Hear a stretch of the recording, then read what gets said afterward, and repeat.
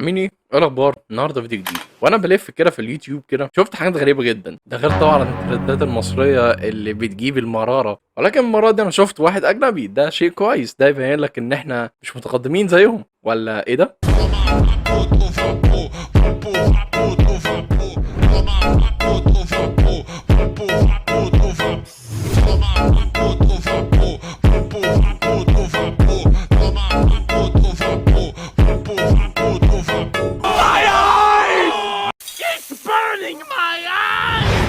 ما احنا هنتكلم عن الراجل ده. وانا بقلب كده في اليوتيوب لقيت الباشا اللي قدامكم ده اللي هو اسمه Donut Daddy. فالمفروض ان هو بيعمل اكل، ولكن هو بيعمل اكل بجسمه بقى، يعني بكل حاجه في جسمه.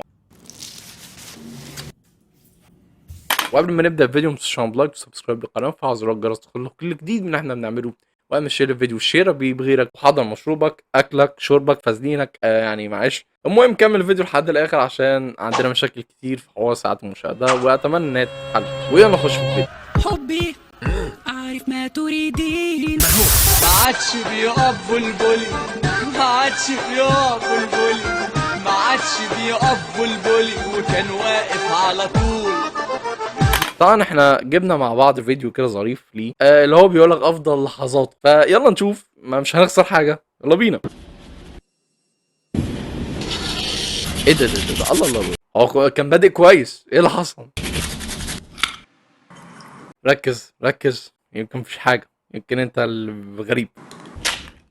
انا بصوا يا جماعه، انا هتعامل عادي كأن مفيش حاجه حصلت. بصوا انا وحش، انا شخص وحش جدا، شخص دماغي فيها حاجه غلط.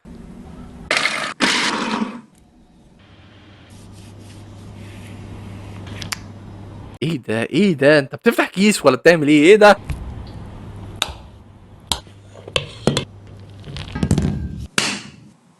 يا جدعان لا، انا المره دي مش دماغي فيها حاجه غلط، ده هو اللي فيه حاجه غلط. هو بيكسر بيضه مش عارفه ايه، بيقشر الجزره بشكل عامل ازاي.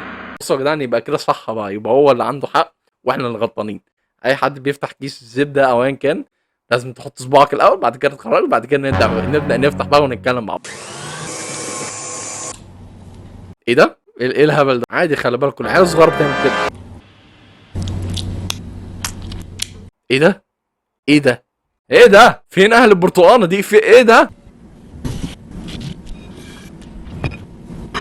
يا جدعان؟ بيتعمل عادي وشيف عادي والكيكه طالعه زي الفل اهي. يمكن انا اللي ظالمه، بس مفيش حد يعمل كده مع البرتقانه برضه يا جدعان. مفيش حد يفتح كيس كده ولا يقشر الجزره كده طبعا يعني. غالبا احنا دخلنا على فيديو تاني. هو قلع تاني، بعد كده لبس تاني، بعد كده انا لسه ضارب 10. مش قلت لكم في حاجه غلط يا جدعان؟ الفواكه اللي قاعده تتحسس عليها دي يا جدعان، حقوق الفواكه تظهر بقى ونبدا نتكلم. اشمعنى انا حقوق الحيوان اللي قاعدين يزهقونا في عيشتنا كده؟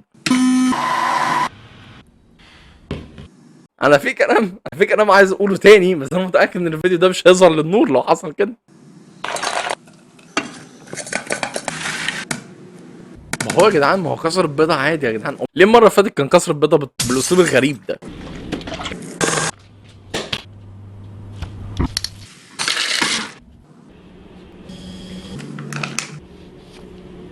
انا عايز اعرف مين المخرج ومين اللي بيصور عشان يصور المظهر الغريب ده. بيتعامل باسلوب اللي هو مش قاعد في المطبخ، هو قاعد في اوضه النوم. انا لسه ضارب 10. الصراحه هو حاجاته كويسه جدا كشكل، اما مستحيل حد ياكل. لو حد قال لي ان الشيف ده هو اللي هيعملك الاكل، انا هجري من المطبخ، انا هجري من المطعم كله. ولو لقيت المنظر ده، واحد بيكسر لي البيضه بصدره يعني، ومعلش يعني قاعد يغتصب الفواكه، هي ناقصه يا جدعان، هي ناقصه شمال. المهم قصة الفيديو طبعا مش هقدر اكمل عن كده. لو عايزين جزء تاني من هذا الشخص المريب ممكن نبدا نتكلم. قصة الفيديو ما تنسوش لايك وسبسكرايب للقناه وفعل زر الجرس كل جديد من اللي احنا بنعمله. واعمل شير للفيديو، شيرك بغيرك، واكتب لنا في التعليقات ايه رايك في الهري اللي حصل في الفيديو ده، واكتب لي برضه رايك في الفيديو، ورايك يهمنا جدا يعني. وشكرا مشاهدة الفيديو، واشوفكم في الفيديو الجاي، ومع السلامه.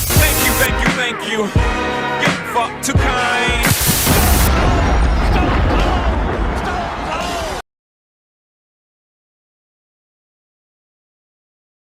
ويعني خلي بالك وانت نايم، عشان الفيديوهات دي بعد الساعه 12 ممكن تخليك تكسر البيضه بصدرك.